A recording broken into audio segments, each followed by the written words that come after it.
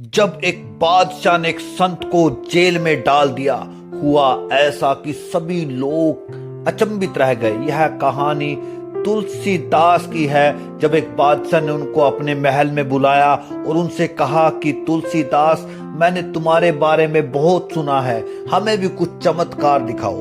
तुलसीदास ने कहा कि महाराज, मैं कोई चमत्कार ममत्कार नहीं जानता, मैं तो प्रभु श्री राम का अनन्य भक्त हूँ, उसी का नाम जपता रहता हूँ। लेकिन बादशाह ने उनको बार बार कहा कि मैंने आपके बारे में सुना है कि तुम चमत्कार को जानते हो और हमें दिखाने में तुम्हें किस बात की शर्म है।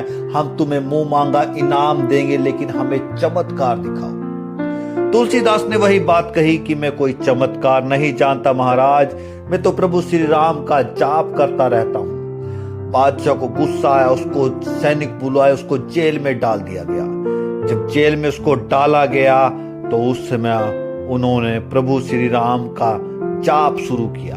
वहां उन्होंने बजरंग बाण की स्थापना की, रचना की।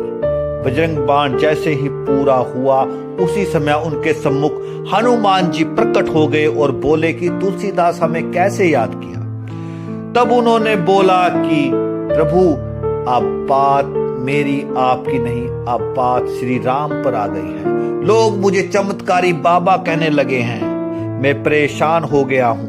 इतनी बात सुनते ही हनुमान जी वहां से अंतर ध्यान हो गए।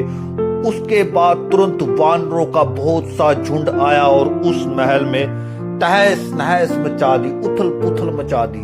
सभी घबरा कर राजा के पास आए, बोले कि महाराज, वानरों का आक्रमण हो गया है, बड़े बड़े वानर आ चुके हैं।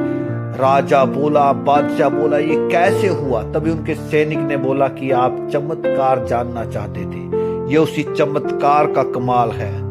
उसी समय बादशाह समझ गया। बादशाह दौड़ा दौड़ा तुलसीदास के चरणों में गिर गया और बोला कि महाराज, अगर आप पहले ये चमत्कार दिखा देते तो इतनी बात नहीं होती।